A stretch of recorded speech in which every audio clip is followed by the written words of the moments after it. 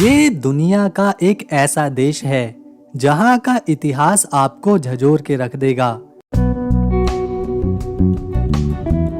1990 के दशक में यहाँ पर एक ऐसी जंग लड़ी गई जिसने 27 लाख लोगों को बेघर कर दिया था और हजारों लोगों की जानें गई थी। आपको जानकर हैरानी होगी कि ये देश जो कभी युद्ध का मैदान था, आज अपनी प्राकृतिक सुंदरता के लिए मशहूर है।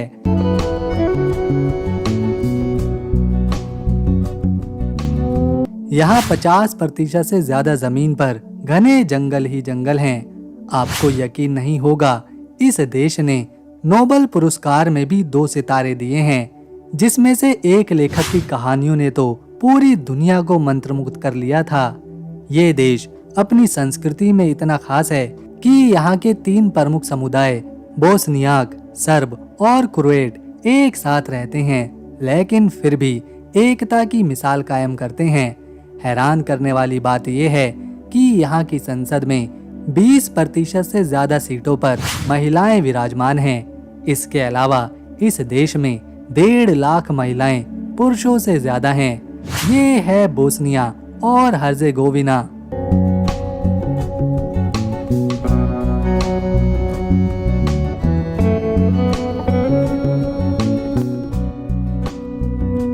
बहुत ही कम लोग इस खूबसूरत देश के बारे में जानते हैं। आज हम इस देश को गहराई से देखेंगे, इसकी संस्कृति, इसके लोगों का जीवन, उनका खान पान और इतिहास की उन गलियों को भी जहां हर कोने में एक कहानी छिपी है। साथ में देखेंगे कुछ बहुत ही खूबसूरत जगहों को भी। लेकिन उससे पहले आपसे एक छोटी सी रिक्वेस्ट है, अगर आप इस वीडियो को एक लाइक देंगे और चैनल को सब्सक्राइब करेंगे तो हमारे दिन भर की मेहनत को एक नई ताकत मिलेगी। नक्शे पर देखें तो बोस्निया और हर्जेगोविना दक्षिण पूर्वी यूरोप में बाल्कन प्रायद्वीप के बीच में दिखाई देता है। इसके पड़ोसी देश क्रोएशिया, सर्बिया और मोंटेनेग्रो है। ये देश बहुत ही छोटा है।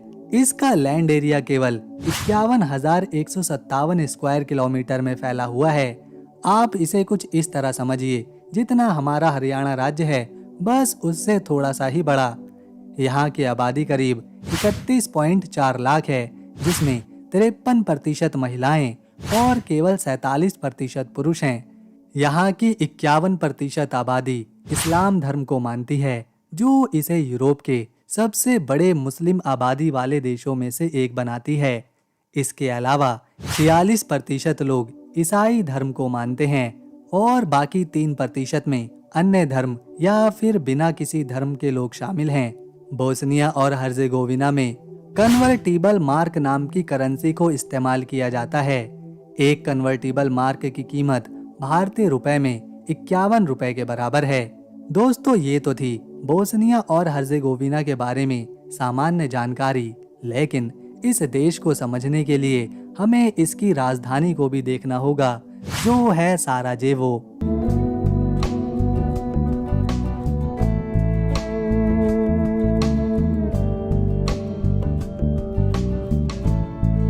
पंद्रहवीं शताब्दी में बोस्निया और हर्जेगोविना पर ऑटोमन साम्राज्य का कब्जा हुआ करता था और यही वो समय था जब साराजेवो शहर की नींव रखी गई।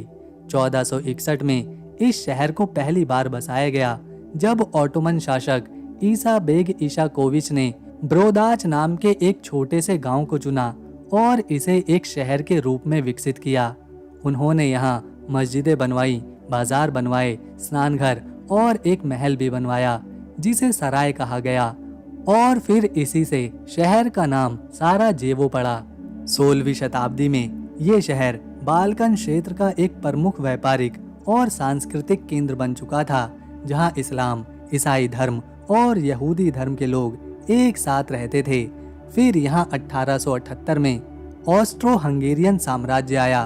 उन्होंने शहर को और ज्यादा आधुनिक बनाया, जिसमें बिजली, रेलवे और शानदार इमारतें जैसे कि साराजेवो कैथेड्रल शामिल हैं। 1990 से लेकर 95 के बीच इस शहर पर काला साया छा गया था, क्योंकि उस समय ये एक भयंकर युद्ध से जूझ रहा था, जिससे इस शहर को काफी नुकसान पहुंचा। कई लोग बेघर हुए और बहुत से लोगों की जानें भी गईं। लेकिन यहाँ के लोग बहुत ही हिम्मत वाले हैं। उन्होंने अपने शहर को फिर से बसाया और आज ये यूरोप के सबसे विविध और सांस्कृतिक रूप से समृद्ध शहरों में से एक है। साराजेवो शहर का माहौल सचमुच में अनोखा है। यहाँ पूर्व और पश्चिम की संस्कृतियों का एक अनोखा संगम देखने को मिलता है। पुराने शहर, जिसे बाशर्शिया कहते हैं, इसकी संकरी गलियां, ऑटोमन शैली की दुकानें और मस्जिदें आपको मध्य युग में लेकर जाएंगी। यहीं पर आपको मिलेगा सैबिन फाउंटेन, जो शहर का सबसे बड़ा प्रतीक है। साथ ही शहर की आधुनिकता भी कमाल की है, जहां ऑस्ट्रो हंगेरियन इमारतें जैसे विजेचनिका यानी सिटी हॉल और हरे भरे पार्क सैलानियों को लुभाते हैं। साराजेवो की मिलजास्तका नदी इस शहर को दो हिस्सों में बांटती है और इसके किनारे बने कैफे और रेस्टोरेंट्स स्थानीय लोगों के साथ साथ पर्यटकों को भी अपनी ओर खींच लाते हैं। ये है क्राविका वाटरफॉल।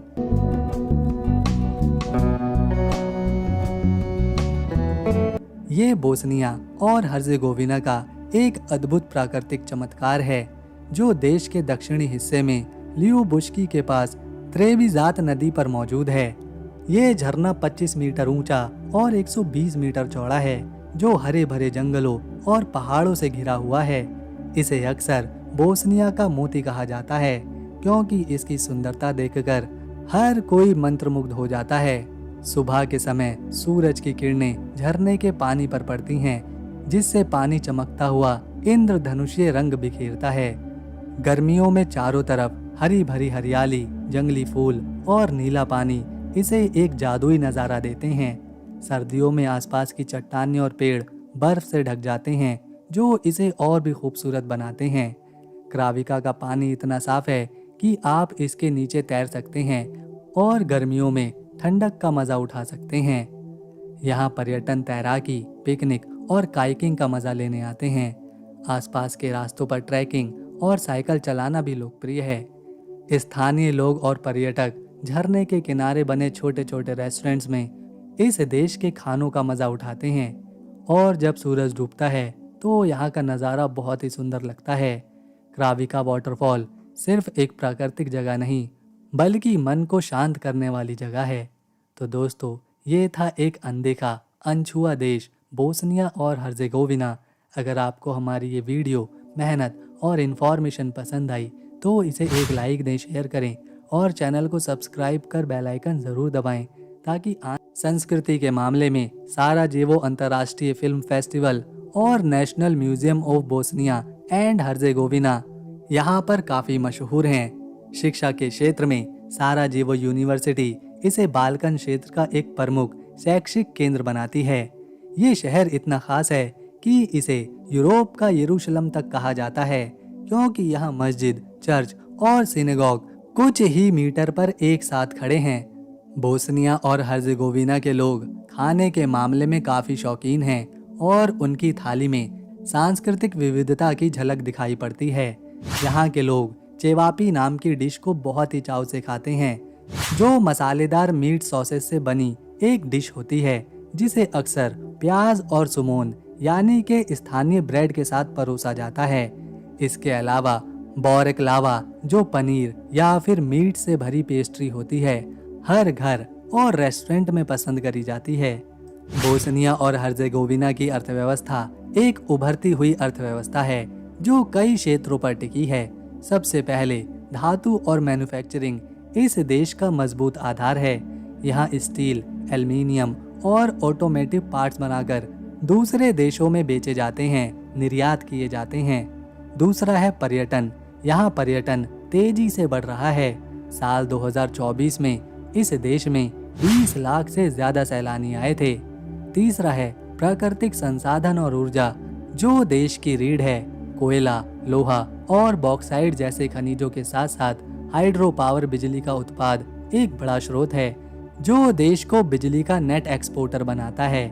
चौथा है कृषि, जहां मक्का, गेहूं और फल जैसे कि सेब और प्लम उगाए जाते हैं। इसके अलावा यहाँ पशुपालन भी बढ़ रहा है। और आखिर में सबसे महत्वपूर्ण आईटी और डिजिटल क्षेत्र अब यहाँ उभर रहा है। यहाँ तीन आधिकारिक भाषाएं बोली जाती हैं, इसमें से एक है बोस्नियाई, दूसरी है सर्बियाई और तीसरी है क्रोएशियाई, जो आपस में काफ़ी ज़्यादा मिलती जुलती हैं। लेकिन आपको जानकर खुशी होगी कि यहाँ के ज़्यादातर लोग, खासकर युवा, अंग्रेज़ी भी अच्छी तरह बोलते और समझते हैं, जिससे पर्यटकों को बातचीत करने में कोई परेशानी नहीं होती। देश की साक्षरता दर करीब 98% है, यानी यहाँ का हर व्यक्ति पढ़ा लिखा है। बात जब उपलब्धियों की आती है तो बोस्निया और हर्जेगोविना ने नोबेल प्राइज के क्षेत्र में भी अपनी छाप छोड़ रखी है। इस देश ने एक नहीं बल्कि 2 बार ये पुरस्कार अपने नाम किया है।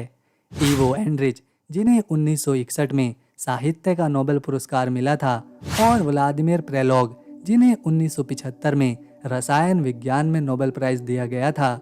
ये उपलब्धियां इस छोटे से देश की प्रतिभा को दर्शाती हैं।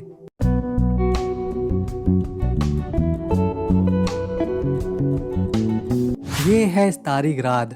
ये बोस्निया और हर्जेगोविना का एक ऐतिहासिक और सबसे प्रसिद्ध किला है, जो त्रावनिक शहर के बीच में लक्ष्वा नदी के किनारे बसा है। इसकी शुरुआत 15वीं शताब्दी में हुई थी, जब ऑटोमन शासकों ने इसे बनवाया। ये किला मध्यकाल में बोस्निया के शासकों का मुख्यालय हुआ करता था और ऑटोमन साम्राज्य के प्रशासनिक केंद्र के रूप में जाना जाता था। इसे बोस्निया का ताज भी कहा जाता था, क्योंकि ये रणनीतिक रूप से महत्वपूर्ण था। आज ये एक म्यूजियम है, जहां आप उस दौर के हथियार, ऑटोमन काल की चीज़ें और स्थानीय इतिहास की प्रदर्शनियां देख सकते हैं। किले की पत्थर की दीवारें और बुर्ज आज भी अपनी सुंदरता को बरकरार रखे हुए है। ये बोस्निया के सबसे अच्छे संरक्षित किलों में से एक है और हर साल हजारों सैलानी इसकी खूबसूरती और इतिहास को देखने आते हैं।